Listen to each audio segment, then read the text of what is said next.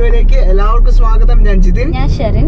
അപ്പൊ ഇന്നത്തെ വീഡിയോ ഞങ്ങൾ തിരിച്ച് നാട്ടിൽ നിന്ന് ഹൈദരാബാദിലേക്ക് പോവാണ്. ഞങ്ങൾ ഇങ്ങോട്ട് വന്ന പോലെ തന്നെ നേരെ ഹൈദരാബാദിന് പോവല്ല, ഞങ്ങൾ ബാംഗ്ലൂർ വഴി ബാംഗ്ലൂർ ഹോൾട്ട് ചെയ്തിട്ട് നാളെ ഹൈദരാബാദിന് പോവുള്ളൂ. അപ്പൊ ഇന്നത്തെ വീഡിയോ ഞങ്ങളുടെ യാത്രയുടെ വിശേഷങ്ങളായിരിക്കും ഫ്രം കോട്ടയം ടു ബാംഗ്ലൂർ. ഇപ്പോൾ സമയം ഏകദേശം 5 മണിയായിരിക്കുന്നു.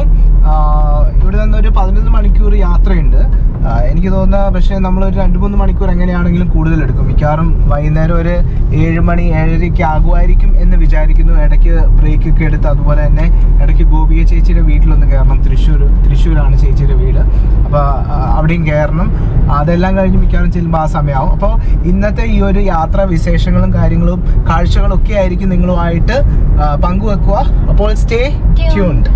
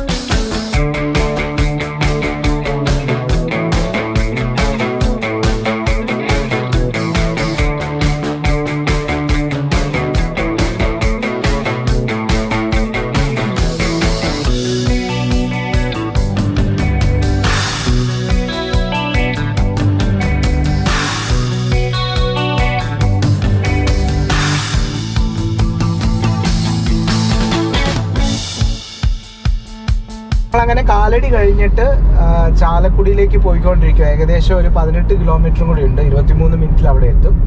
ചേച്ചിയുടെ വീട് അവിടെയാണ്. അവിടെ ഞങ്ങൾ എത്തും. നല്ലൊരു വ്യൂ ആയിരുന്നു രാവിലെ തന്നെ. കൂത്താട്ടോളം മുതൽ ആ ഒരു മൂവാറ്റുപുഴ ആ വഴിക്കൊക്കെ നല്ല ഭംഗിയുണ്ട് കാണാനായിട്ട്. ആ ഒരു രാവിലത്തെ ആ ഒരു ഡ്രൈവ് നല്ല രസമുണ്ട്.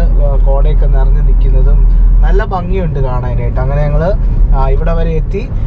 ഇനി ഞങ്ങൾ പോകുന്ന കാര്യം തിരിച്ചു പോകുമ്പോൾ വയനാട് വഴിയോ അല്ലെങ്കിൽ തേനി, കമ്പം, കുമിളികൂടി, കമ്പം, തേനി വഴി പോകണമെന്നൊക്കെ പ്ലാൻ ഉണ്ടായിരുന്നു. പക്ഷെ അതെല്ലാം ഞങ്ങൾക്ക് ഈ വഴി തന്നെ ഇങ്ങോട്ട് ചേച്ചിയുടെ അവിടെ കയറണം. അതുകൊണ്ട് തന്നെ ഇങ്ങനെ ആക്കി. പിന്നെ അതുമല്ല, മഴയുടെ പ്രശ്നമുള്ളതുകൊണ്ട് തന്നെ ഞങ്ങളത് ക്യാൻസൽ നേരത്തെ തന്നെ ചെയ്തു. പക്ഷേ ഇങ്ങനെ ഒരു പ്ലാനിങ് ഉണ്ടായിരുന്നുകൊണ്ട് ഞങ്ങൾ ഈ വഴിക്ക് തന്നെയാണ് തിരിച്ചും പോകുന്നത്. അങ്ങനെ ഞങ്ങൾ അങ്കമാലി എത്തിയിട്ടുണ്ട് ഇപ്പം.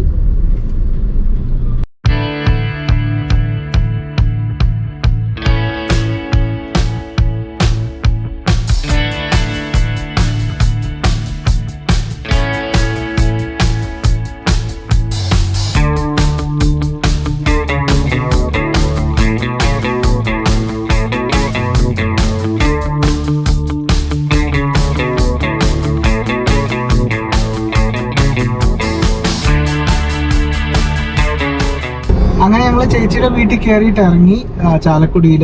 അങ്ങനെ ഹൈവേയിലോട്ട് കയറി ഇപ്പോൾ പോയിക്കൊണ്ടിരിക്കുക. കുറച്ച് ചൂടൊക്കെ ആയിട്ടുണ്ട്. ഇന്ന് അധികം മഴയുടെ അധികം ഒരു ലക്ഷണങ്ങളൊന്നും കാണുന്നില്ല. കുറച്ച് വെയിലും അത്യാവശ്യം ചൂടൊക്കെ 9:30 ആയപ്പോൾ തന്നെ ഉണ്ട്.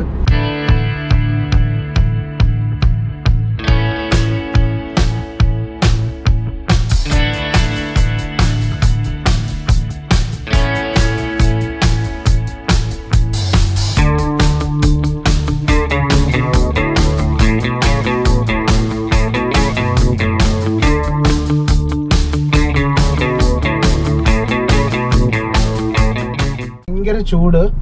10 മണിയൊക്കെ കഴിഞ്ഞ് ഞങ്ങൾ കുതിരാൻ അടുക്കാറായി. ഏകദേശം എനിക്ക് തോന്നുന്നു ഒരു 10-20 മിനിറ്റിൽ കുതിരാൻ എത്തും. പക്ഷെ ഭയങ്കര വെയില്ല. അപ്പോൾ ഇത് വെച്ചേക്കാമെന്ന് വിചാരിച്ചു. ഭയങ്കര ചൂടാണ്. വണ്ടിക്കകത്ത് AC ഒന്നും അങ്ങനെ വർക്കൗട്ട് ആവുന്നില്ല.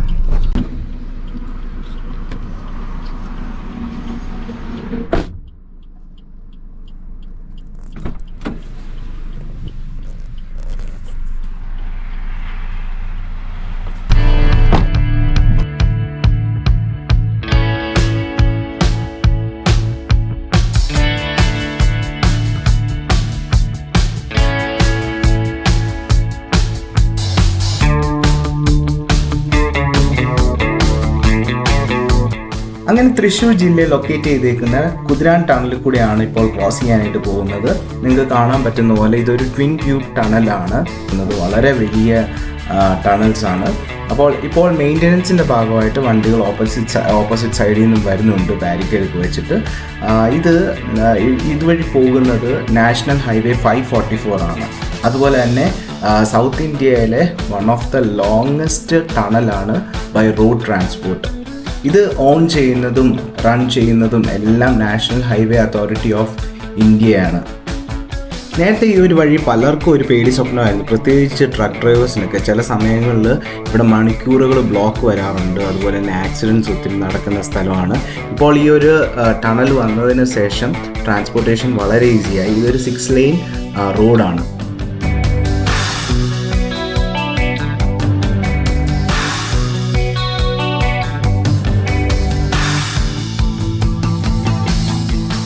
അങ്ങനെ ഞങ്ങൾ NH 544 കുതിരാനൊക്കെ കഴിഞ്ഞു ഇങ്ങനെ വരുമായിരുന്നു. അപ്പോഴാണ് നമുക്ക് വെള്ളം വാങ്ങിച്ചിട്ടില്ലായിരുന്നു. വെള്ളമുണ്ട്, പക്ഷേ ജ്യൂസോ അങ്ങനെ എന്തെങ്കിലും കുറച്ചും കൂടെ വാങ്ങിക്കണം. എന്താണെന്ന് ചോദിച്ചാൽ വെള്ളമൊന്നും തികയത്തില്ല, 2 ബോട്ടിലേ ഉള്ളൂ. കുറച്ചേറെ ബോട്ടിൽ വെള്ളം വേണം, പിന്നെ ജ്യൂസോ അങ്ങനെ എന്തെങ്കിലും കൂടെ വാങ്ങിക്കണം. അതുകൊണ്ട് ഞങ്ങൾ ഷോപ്സ് ഒന്നും നോക്കിയിട്ട്, സാധാരണ ഷോപ്സൊക്കെയാണ് റോഡ് സൈഡിലുള്ളത്, റിലയൻസ് പോയിൻറ്റോ അങ്ങനത്തെ ഒന്നും നമുക്ക് കാണാനായിട്ട് സാധിക്കത്തില്ല. അപ്പം ഞങ്ങൾ കുറച്ച് അകത്തോട്ട് ഒരു 1 കിലോമീറ്റർ ഡീവിയേറ്റ് ചെയ്ത് അകത്തോട്ട് പോയിട്ട് അവിടെ റിലയൻസ് പോയിൻ്റ് ഉണ്ടെന്ന് കണ്ട് മാപ്പിൽ. അങ്ങനെ ഞങ്ങൾ അങ്ങോട്ടേക്ക് പോയി കുറച്ച് സാധനങ്ങളൊക്കെ വാങ്ങിച്ച് രാവിലെ തന്നെ ഞങ്ങൾ ഐസ് ഇട്ട് വെച്ചിട്ടുണ്ട് ബോക്സിൻ്റെ അകത്ത്. അതിൻ്റെ അകത്ത് ഫില്ല് ചെയ്ത് കൊടുക്കണം. വേറെ ഒന്നുമല്ല, നമ്മൾ തമിഴ്നാട് കയറി കഴിഞ്ഞാൽ പിന്നെ ഇങ്ങനെ നോക്കി പോകാനായിട്ടൊക്കെ ബുദ്ധിമുട്ടാണ്. ഇപ്പോൾ നമ്മുടെ കേരളം ആയതുകൊണ്ട് തന്നെ അകത്തോട്ടൊക്കെ പോയി കാര്യങ്ങളൊക്കെ നോക്കാൻ പറ്റും. നമ്മൾ തമിഴ്നാട്ടിൽ കയറി കഴിഞ്ഞാൽ പിന്നെ നമുക്ക് എങ്ങനെയാണെന്ന് അറിയത്തില്ല. ചിലപ്പോൾ തിരക്കുള്ള വഴികളായിരിക്കാം. അവിടുത്തെ പിന്നെ അങ്ങനെയൊക്കെ പോയി ലോക്കൽസിനോടൊക്കെ ചോദിച്ചു പോകേണ്ടൊക്കെ വരുമായിരിക്കാം.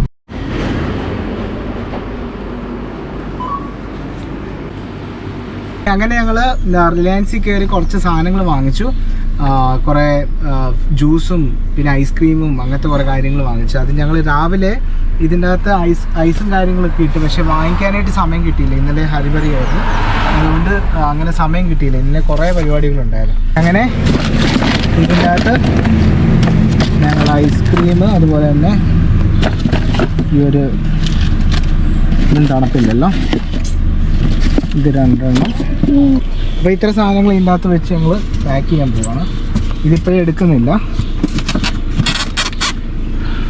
ഇത് പിന്നെ ഓർമ്മയുണ്ടല്ലോ, ഇത് നമ്മളവിടെ ജിത്തു ചേട്ടൻ്റെ ലീനാസ് മഷ്റൂമിൽ നിന്ന് വാങ്ങിച്ച ഗ്രോ റൂം എന്ന് പറഞ്ഞ കിറ്റാണ്. അത് നമ്മൾ എടുത്തിട്ടുണ്ടായിരുന്നു. ഇത് നമ്മൾ ഇതിൻ്റെ അകത്ത് വെച്ചേക്കും. പണ്ട് 2 രൂപയ്ക്ക് കിട്ടിക്കൊണ്ടിരുന്ന സിപ്പപ്പാണ് 13 രൂപ. പാക്കറ്റ് മാത്രം മാറി. ഇത്രയും കാലവും കഴിഞ്ഞ് 13 രൂപയാണ് ഇതിൻ്റെ വില. ഇതിൻ്റെ പാക്കേജിങ് എല്ലാം മാറിയിട്ടുണ്ട്, പേരും മാറി. അതെ, ഞങ്ങൾ പാലക്കാട് അടുക്കാറായി. ആ ഒരു വഴിക്ക് നമുക്ക് കുറേ പാടങ്ങൾ കാണാനായിട്ട് സാധിക്കും. നല്ല ഭംഗിയുണ്ട് കാണാനായിട്ട്. ഞാനിത് കണ്ടുകൊണ്ട് എങ്ങും നമുക്ക് ചവിട്ടാനായിട്ടും പറ്റത്തില്ല. അത്യാവശ്യം നല്ല കാണാൻ ഭംഗിയുള്ള സ്ഥലങ്ങളിലൊക്കെ ഉള്ളപ്പോൾ നമുക്ക് വണ്ടി സൈഡിൽ ഒതുക്കാനായിട്ട് സ്ഥലം കാണത്തില്ല. അതുകൊണ്ട് നിർത്താൻ പറ്റിയില്ല, സമയം കുറവാണ്. അതുകൊണ്ട് ജസ്റ്റ് താഴേക്ക് വന്നപ്പം നമ്മൾ ഇതിൻ്റെ മേളിൽ കൂടെ പോയി കഴിഞ്ഞാൽ, ഫ്ലൈ ഓവറിൻ്റെ മേളിൽ കൂടെ കയറി കഴിഞ്ഞാൽ ആ ഒരു ഹൈറ്റിൽ നിന്ന് നോക്കുമ്പം ഇതുപോലത്തെ പാടങ്ങൾ നല്ല ഭംഗിയുണ്ട് കാണാനായിട്ട്. കുറച്ചും കൂടെ നല്ലൊരു വ്യൂ ആണ് കിട്ടുന്നത്.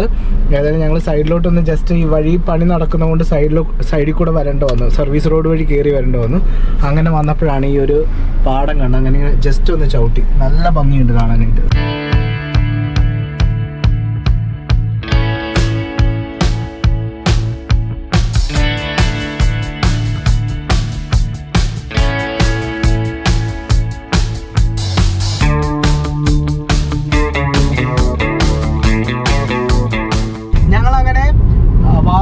ക്രോസ് ചെയ്ത് തമിഴ്നാട് കയറി, തമിഴ്നാട് ബോർഡറിൽ കയറിയതേ ഉള്ളൂ. ഇനി ഏകദേശം ഒരു 6.25 മണിക്കൂറും കൂടിയാണ് കാണിക്കുന്നത്. 370 കിലോമീറ്റർ ഉണ്ട് ബാംഗ്ലൂർ ബൊമ്മനഹള്ളിയിലേക്ക്.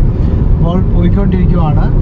കാലാവസ്ഥ ഇത് തന്നെ, നല്ല വെയിലാണ്, ചൂടൊക്കെ ഉണ്ട്. വെച്ചത് വലിയൊരു ആശ്വാസമായി. അതുപോലെ തന്നെ കാഴ്ചകളൊക്കെ മാറി. നമ്മുടെ കേരളത്തിലുള്ള ഒരു കാഴ്ചയല്ല നമ്മൾ ഈ ഒരു ബോർഡർ ക്രോസ് ചെയ്ത് കഴിയുമ്പോൾ. വീടുകളും കടകളും എല്ലാം അങ്ങ് മാറി. ഒത്തിരി ചേഞ്ചസ് നമുക്ക് കാണാനായിട്ടുണ്ട്.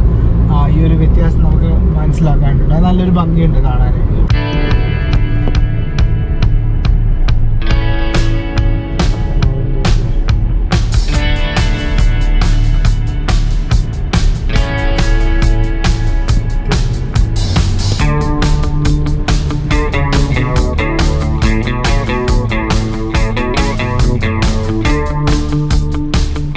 പാലക്കാട് സൈഡിൽ ഒരു പ്രത്യേക ഒരു ഭംഗിയാണ് ഇവിടുത്തെ ഒരു നേച്ചർ എന്ന് പറഞ്ഞു കഴിഞ്ഞാൽ. കുറേ പാടങ്ങളുടെ അപ്പുറത്ത് നല്ല മലകൾ, നല്ല ഭംഗിയുണ്ട് കാണാനായിട്ട്. ഞാൻ പല സ്ഥലങ്ങളിൽ നിർത്തണമെന്ന് വിചാരിച്ചു, പക്ഷെ അവിടെ ഒന്നും നിർത്താനായിട്ട് സാധിച്ചില്ല. ജസ്റ്റ് പാലക്കാട് കഴിഞ്ഞതേ ഉള്ളൂ, ബോർഡർ ക്രോസ് ചെയ്തതേ ഉള്ളൂ. ഇവിടെ നല്ല രസമുണ്ട് കാണാനായിട്ട്. ഇവിടെ ഒരു തെങ്ങും തോപ്പുണ്ട്, അതിൻ്റെ അപ്പുറത്ത് തൊട്ടപ്പുറത്ത് മാങ്ങയുടെ മാവുണ്ട്, കുറേ മാവുകൾ നിൽക്കുന്നുണ്ട്. അതിൻ്റെ തൊട്ട് പുറകിൽ മൗണ്ടെയിൻ. ഈ ഒരു കാഴ്ച ഭയങ്കര ഭംഗിയുണ്ട് കാണാനായിട്ട്. കാണിക്കാം.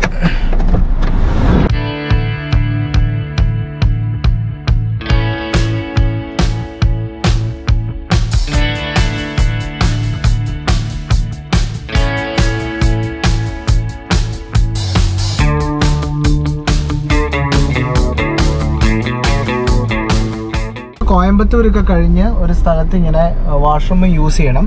അങ്ങനെ വണ്ടി ഒന്ന് ചവിട്ടിയതാണ്.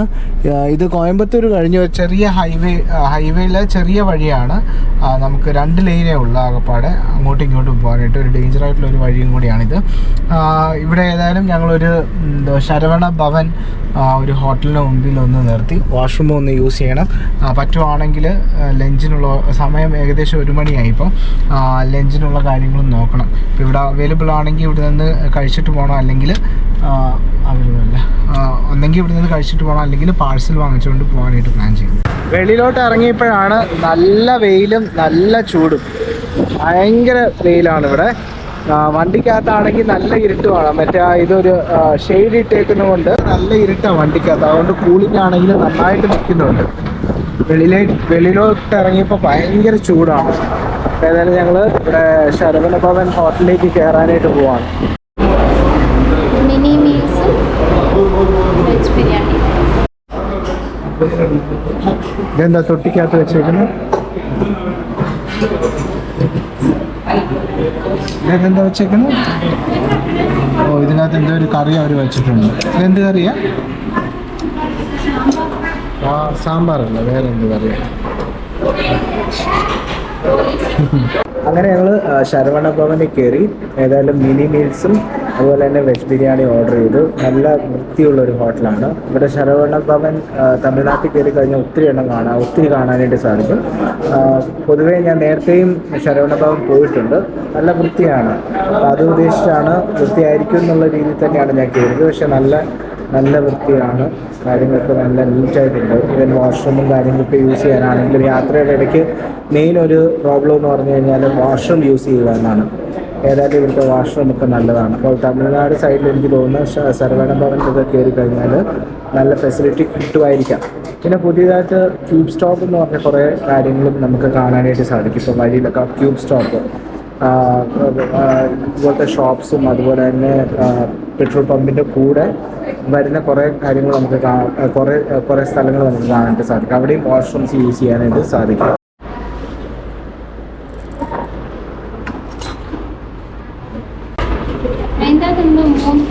ഓക്കെ, ഇത് വെജ് ബിരിയാണി അല്ലേ? ഇത് വെജ് ബിരിയാണി ഓർഡർ ചെയ്ത് ഒരു വെജ് ബിരിയാണി. പിന്നെ പക്ഷെ റൈസ് ഐറ്റം കുറവാട്ടോ. ഇത് മിനി മീൽസ് ആണ്. ഇതിൻ്റെ കൂടെ വലിയൊരു പപ്പടത്തെക്കാളും ചെറുതാണ് ഒരു ചപ്പാത്തി, പിന്നെ സാലഡ്, പിന്നെ എന്തൊക്കെയോ കറിയുണ്ട്, പിന്നെ ചോറ്, പല ടൈപ്പ് ചോറുണ്ട്. ഇവിടെ എനിക്ക് ഇത് വെജ് ബിരിയാണിയോ ടൊമാറ്റോ റൈസ് ആണെന്ന് തോന്നുന്നു. പിന്നെ സാമ്പാർ സാധനമാണെന്ന് തോന്നുന്നത്. അതുപോലെ തന്നെ തൈര് സാധനമുണ്ട്. അതിൻ്റെ കൂടെ കേർഡ് റൈസ്, അതിൻ്റെ കൂടെ തന്നെ ഒരു മുളക് വെച്ചിട്ടുണ്ട്. പിന്നെ ബീട്രൂട്ടും പിന്നെ ലാസ്റ്റ് ഗുലാബ് ജാമുനും 2 വെച്ചിട്ടുണ്ട്. ഇത്രയും സാധനങ്ങളാണ് ഈ ഒരു മിനി മീൽസിൻ്റെ അകത്ത് വരുന്നത്. അപ്പോൾ മറ്റേ സംഭവം എന്തുമായിരിക്കും ഇതിങ്ങനെയാണെങ്കിൽ? മറ്റേ മെയിൻ മീൽസ് ഇല്ലേ, വലിയ മീൽസ്? ഓ ആണോ? ഓക്കെ, അപ്പോൾ ഏതായാലും നോക്കാം. ഷെറിന് അതെനിക്ക് തരൂ.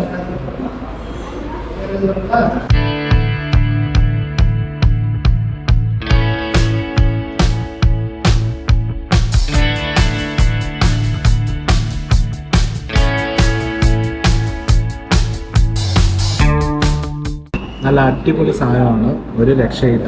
നല്ല ടേസ്റ്റി ആയിട്ടുള്ള ഫുഡാണ്. ചെറിയ ക്വാണ്ടിറ്റി ഉള്ളൂ, ഒത്തിരി ഒന്നും ക്വാണ്ടിറ്റി ഇല്ല. കമ്പാരിറ്റീവ്ലി ഒത്തിരി ക്വാണ്ടിറ്റി ഇല്ല, പക്ഷേ മോശമാണ്, നല്ല ടേസ്റ്റാണ്. അതുപോലെ തന്നെ ഇവിടെ എനിക്ക് തോന്നുന്നത് ടൊമാറ്റോ റൈസ് ആണ് അല്ലേ? ഇത് സാമ്പാർ റൈസ്, കേർഡ് റൈസ്. നല്ല ടേസ്റ്റാണ്. ചപ്പാത്തി ആണെങ്കിലും നല്ല സോഫ്റ്റായിരുന്നു. ഇതെല്ലാം ഞങ്ങൾ ടേസ്റ്റ് ചെയ്ത് നോക്കി, സൂപ്പർ. അപ്പോൾ നിങ്ങൾക്ക് ഈ ഒരു വഴിയിലൊക്കെ യാത്ര ചെയ്യുവാണെങ്കിൽ ശർവണഭവൻ നിങ്ങൾക്ക് പ്രിഫർ ചെയ്യാവുന്നതാണ്. ഫുഡൊക്കെ കഴിക്കാനായിട്ട് നിങ്ങൾക്കൊരു നല്ല ഓപ്ഷനാണ്. നല്ല ഉണ്ടെന്നോ അങ്ങനെ എടുത്ത് കഴിക്കണ്ടേ? എരിവ് അതാണ്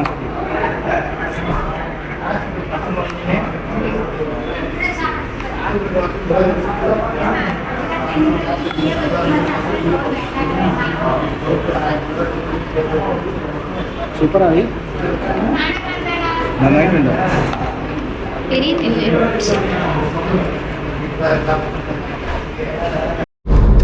അങ്ങനെ ഞങ്ങൾ ഫുഡ് കഴിച്ച് വണ്ടിയെ കയറി. ഏതായാലും നല്ല ഒരു ഹോട്ടലാണ്. പറഞ്ഞ പോലെ നിങ്ങൾക്ക് പറ്റിയൊരു ഓപ്ഷനാണ്. നിങ്ങൾ ഈ ഒരു വഴി പാസ് ചെയ്യുവാണെങ്കിൽ തമിഴ്നാട്ടിൽ നിന്ന് പാസ് ചെയ്യുവാണെങ്കിൽ ശരവണഭവൻ തമിഴ്നാട്ടിൽ പല സ്ഥലങ്ങളിലുണ്ട്. അപ്പോൾ ഇതൊരു നല്ല ഓപ്ഷനാണ്. ഇനിയിപ്പോൾ ഞങ്ങൾക്ക് ഏകദേശം 6 മണിക്കൂർ 10 മിനിറ്റ് കൂടിയാണ് യാത്രയുള്ളത്. 345 കിലോമീറ്റർ ഉണ്ട്. ഇനി നല്ല വെയിലാണ്, നല്ല ചൂടാണ്.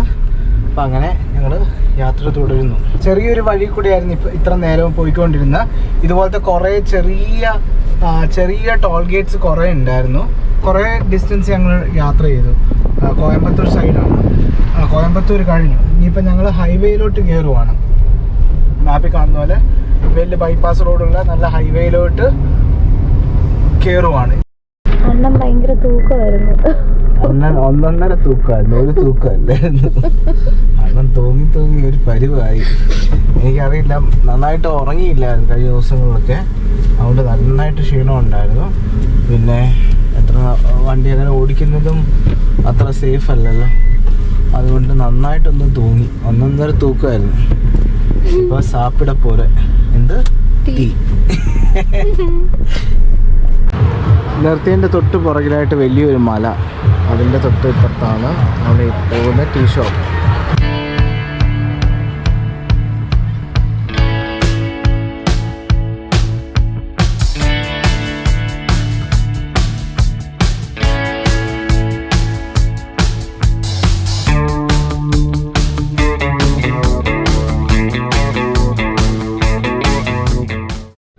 അങ്ങനെ ഞങ്ങൾ കാപ്പിയൊക്കെ കുടിച്ചിട്ട് വണ്ടിയിൽ കയറി.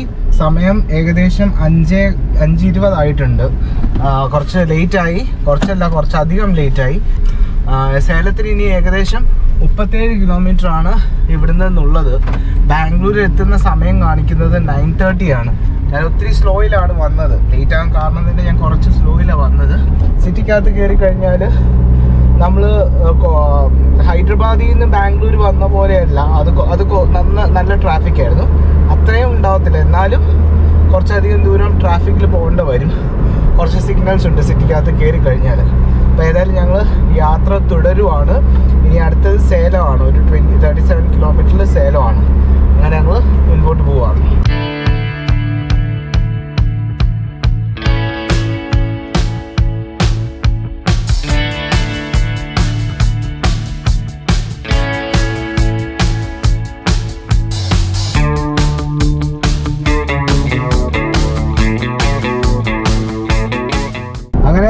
ഞങ്ങൾ സേലം എത്താറായി. വഴികളൊക്കെ സൂപ്പർ വഴികളാണ്. നേരത്തെ ഈ വഴികളൊന്നും ഇല്ലായിരുന്നു. ഞാൻ കുറേ വർഷങ്ങൾ മുൻപ്, അതായത് 16 സമയത്തൊക്കെ ഇതിൻ്റെ കൺസ്ട്രക്ഷൻ നടക്കുന്നതേ ഉണ്ടായിരുന്നു. അപ്പോൾ അടിപൊളി വഴിയാണ്. ഏതായാലും വഴി ഒരു രക്ഷയില്ല, നല്ല വഴിയാണ്. നമുക്ക് യാത്ര ചെയ്യാനൊക്കെ ഞാൻ എപ്പോഴും കംഫർട്ടബിളായിട്ടൊരു ഫീൽ ചെയ്യുന്ന റൂട്ട്സാണ് കേരള ഹൈദരാബാദ് റൂട്ട്. ഒത്തിരി കംഫർട്ടബിളായിട്ട് നമുക്ക് ഡ്രൈവിങ്ങിലാണെങ്കിൽ ഒത്തിരി സേഫ്റ്റി നമുക്ക് തോന്നും. പക്ഷേ ആ സമയത്ത് ഹൈദരാബാദ് ടു ഗോവയൊക്കെ യാത്ര ചെയ്തിട്ടുണ്ട്. പക്ഷെ അത്ര സേഫായിട്ട് തോന്നിയിട്ടില്ല. പക്ഷേ ഈ ഹൈവേസ് ഒക്കെ വളരെ സേഫായിട്ട് തന്നെയാണ് ഫീൽ ചെയ്തിട്ടുള്ളത്. പിന്നെ പറയുകയാണെങ്കിൽ പിന്നെ വേറൊരു പ്രത്യേക ഒരു ബ്യൂട്ടിയാണ് നമ്മുടെ ഈ സേലം ടു ബാംഗ്ലൂർ എത്തുന്നതിൻ്റെ ആ ഒരു സ്ഥലം, ആ ഒരു റൂട്ട് നമുക്ക് കാണാനായിട്ട് സാധിക്കുന്നത്. ആ ഒരു യാത്രയിൽ നമുക്ക് ഒത്തിരി കാര്യങ്ങൾ കാണാനായിട്ട് സാധിക്കും. നല്ല പാടങ്ങളും നല്ല കൃഷികളും വെറൈറ്റീസ് ഓഫ് ഫാമിംഗ്, എല്ലാം മലനിരകളും. സേലം കഴിയുമ്പോഴേ കുറച്ച് ദൂരം ചെല്ലുമ്പോഴത്തേക്കും ഒരു വലിയൊരു കയറ്റമൊക്കെ ഉണ്ട്. ഭയങ്കര ഡേഞ്ചറസ് ആയിട്ടുള്ള ഒരു കയറ്റമാണ് അതും ഞങ്ങൾ ഈ വീഡിയോയ്ക്കകത്ത് നിങ്ങളെ കാണിക്കാം.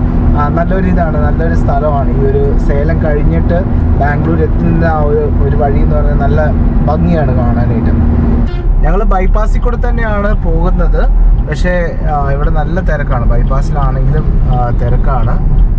അങ്ങനെ നമ്മൾ മുമ്പിലോട്ട് പോയിക്കൊണ്ടിരിക്കുക. ഈ ഒരു സമയം കൂടെ ആയതുകൊണ്ടായിരിക്കും ജോലിക്കാരൊക്കെ ഇറങ്ങുന്ന സമയം. 2 വീലേഴ്സും ഒക്കെ ഒത്തിരി ഉണ്ട്. കുറച്ചും കൂടെ കഴിഞ്ഞാൽ, കുറച്ചും കൂടെ മുൻപോട്ട് പോയി കഴിയുമ്പോൾ ഈ 2 വീലേഴ്സ് ഒന്നും ഇല്ല. ഇതൊക്കെ സിറ്റിക്കകത്ത് ഉള്ള വണ്ടികളാണ്. സിറ്റിക്കകത്തും ഈ ഒരു സേലം ഭാഗത്തുള്ള വണ്ടികളൊക്കെയാണ് ഇങ്ങോട്ടേക്ക് കയറുന്നത്.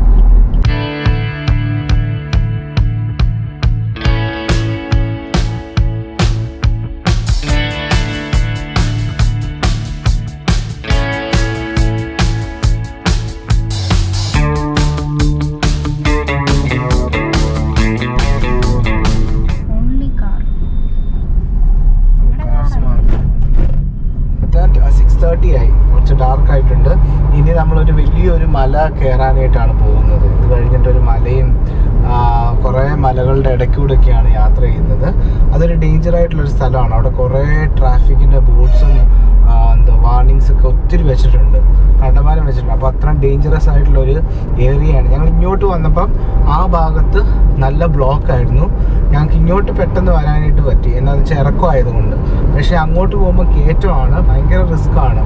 ഈ കയറ്റത്തിൽ ഈ ഹെവി വണ്ടികളെല്ലാം ആ കയറ്റം പതുക്കെയാണ് കയറി പോകുന്നത്. അപ്പോൾ ട്രാഫിക്കും കൂടെ ആണെങ്കിൽ ഭയങ്കര ഡേഞ്ചറാണ്.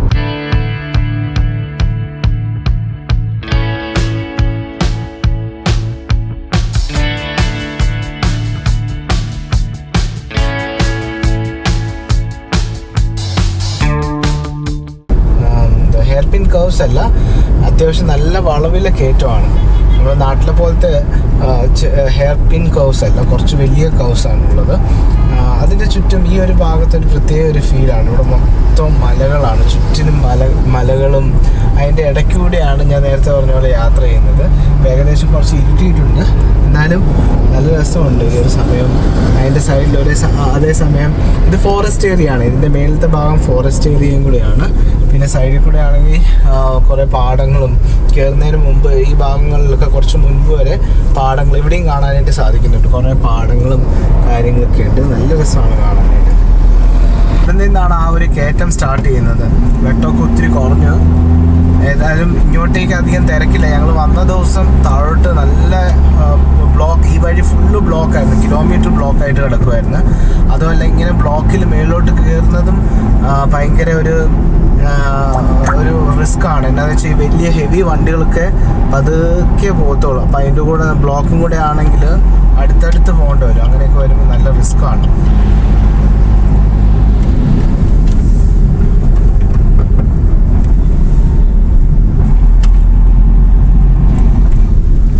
ബ്ലോക്കാവുന്ന കാരണം തന്നെ ഈ വലിയ വണ്ടിയാണ്, ഹെവി വണ്ടികൾ കയറാൻ ബുദ്ധിമുട്ടാണ്. അങ്ങനെ വരുമ്പോൾ ബ്ലോക്ക്.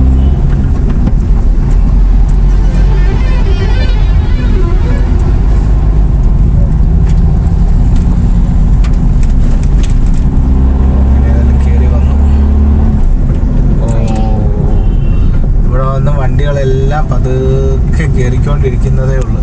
അതും ലൈനിലാണ് നിൽക്കുന്നത്. വണ്ടികളൊക്കെ ലൈനിലാണ് നിൽക്കുന്നത്. എന്ന് വെച്ചാൽ ഇത് ഇൻ കേസ് ബ്രേക്ക് കിട്ടിയില്ലെങ്കിൽ, കയറിയില്ലെങ്കിൽ പുറകോട്ടൊക്കെ വരും വണ്ടികൾ. എല്ലാം ലൈനിലാണ് നിൽക്കുന്നത്. അതുകൊണ്ട് ഫുള്ള് ബ്ലോക്ക് ആക്കി വെച്ചേക്കുക.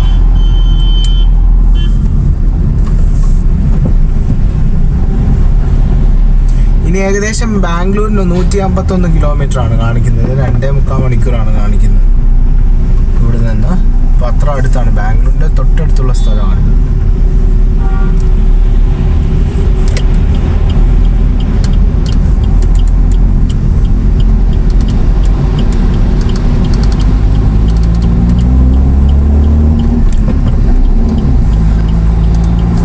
വണ്ടി ഇവിടെ ഒരു വണ്ടി റൈറ്റ് സൈഡിൽ പതുക്കെയാണ് കയറിക്കൊണ്ടിരിക്കുന്നതേ ഉള്ളൂ. പറഞ്ഞു കഴിഞ്ഞാൽ ഇവിടെയൊക്കെ ബ്ലോക്ക് വരുവാണെങ്കിൽ ഭയങ്കര റിസ്ക് ആണ് ഡ്രൈവേഴ്സിന്, ഈ വണ്ടി ഓടിക്കുന്ന ഡ്രൈവേഴ്സിന്. എന്താണെന്ന് വെച്ചാൽ ഇവർക്ക് വണ്ടി ഫ്രണ്ടിലോട്ട് പോവുകയും ചെയ്യണം, ബാക്കിലോട്ട് പോകാനും പാടില്ല, ബാക്കിലെല്ലാം വണ്ടികളുണ്ടാവും. അതേസമയം ഈ ഒരു ഫോറസ്റ്റ് ഏരിയ ആയതുകൊണ്ട് സൈഡിലോട്ടൊക്കെ നോക്കിക്കഴിഞ്ഞാൽ നല്ല രസമുണ്ട്. മൊത്തം കാടും മരങ്ങളും ഒക്കെ ആയിട്ട് ഇങ്ങനെ നിറഞ്ഞ് നിൽക്കുകയാണ്, ക്ലീനായിട്ട് നിൽക്കുകയാണ്, നല്ല ഭംഗിയുണ്ട് കാണാനായിട്ട്.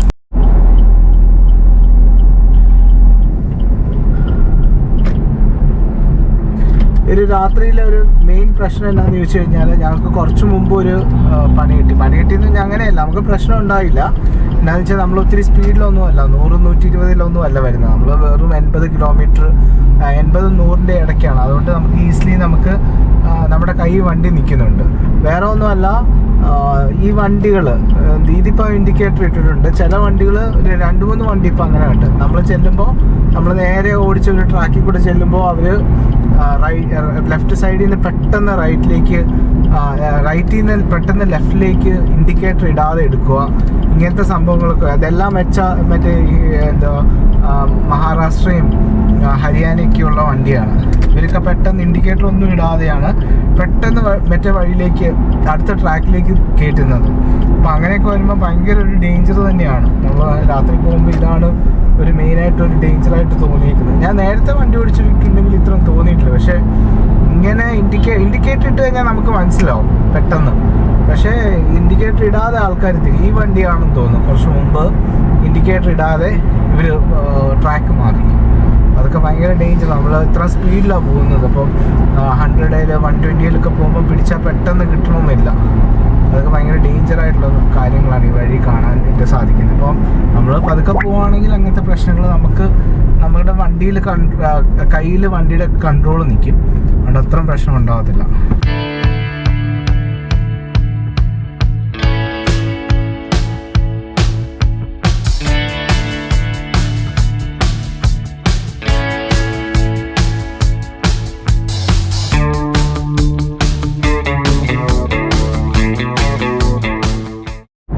ബാംഗ്ലൂർ ബൊമ്മനഹള്ളിയിൽ എത്താനായിട്ട് വെറും 43 കിലോമീറ്ററേ ഉള്ളൂ. അതായത് ഹൊസൂരിന് ഒരു 10-13 കിലോമീറ്റർ മുൻപാണ്. ഇതൊരു ഫോറസ്റ്റ് ഏരിയ ആണ്. ആ സ്ഥലത്ത് കുറച്ച് ആൾക്കാരൊക്കെ താമസിക്കുന്ന അത്യാവശ്യം കടകളും ഷോപ്സും കാര്യങ്ങളൊക്കെ ഉള്ള സ്ഥലമാണ്. കഴിഞ്ഞ ഉടനെയാണ് സനമ റിസർവ് ഫോറസ്റ്റിലേക്ക് കയറിയത്. ഇവിടെ ഗോസ്ലോ കൊടുത്തിട്ടുണ്ട്. എനിക്ക് തോന്നുന്നത് ഇതൊക്കെ എലിഫൻ്റ് ഒക്കെയുള്ള സ്ഥലമാണെന്ന് തോന്നുന്നു ഇവിടെ. അതുകൊണ്ടാണ് അങ്ങനെ ഒരു ബോർഡ് അവിടെ കണ്ടത്. കർണാടകയുടെ RTO ചെക്കിങ്ങും കാര്യങ്ങളൊക്കെ കഴിഞ്ഞ് അതിൻ്റെ ആ ചെക്ക് പോസ്റ്റൊക്കെ കഴിഞ്ഞ് അത്തിബലെ ടോൾ ഗേറ്റിൻ്റെ അടുത്ത് വന്നു. കയറി കഴിഞ്ഞപ്പോൾ ഒരു ചെറിയ മഴയൊക്കെ തുടങ്ങി, ചെറുതായിട്ട് ചാറാൻ തുടങ്ങി. അങ്ങനെ പോയിക്കൊണ്ടിരിക്കുക. അതെ, ഇതുവരെയായിട്ട് മഴയില്ല. രാവിലെ തൊട്ട് വെയിലായിരുന്നു. ഇവിടെ വരെ വെയിലായിരുന്നു. സന്ധ്യ വരെ നല്ല ചൂടും വെയിലും കാര്യങ്ങളൊക്കെ ഉണ്ടായിരുന്നു. ഇപ്പം എല്ലാം മാറി മഴയായി. എങ്ങനെയാണെന്നറിയില്ല. ഇവിടെ രാവിലെ മഴ ഉണ്ടായിരുന്നൊന്നും അറിയത്തില്ല. അതായത് ഇപ്പം മഴ പെയ്യുന്നുണ്ട്. കോട്ടയം മുതൽ ബൊമ്മനഹള്ളി വരെ എത്താനായിട്ട് ഏകദേശം 850 രൂപ ടോൾ ആയിട്ടുണ്ട്. കുറേ ടോൾ ഞങ്ങൾ ക്രോസ് ചെയ്തിട്ടാണ് വന്നത്. ഏകദേശം എനിക്ക് തോന്നുന്നു about 10 ടോൾ ഗേറ്റ്സ് ഞങ്ങൾ കവർ ചെയ്തിട്ടുണ്ട്. അങ്ങനെ ഏകദേശം 850 രൂപയാണ് ആയത്. അപ്പോൾ ഇന്നത്തെ വീഡിയോ നിങ്ങൾക്ക്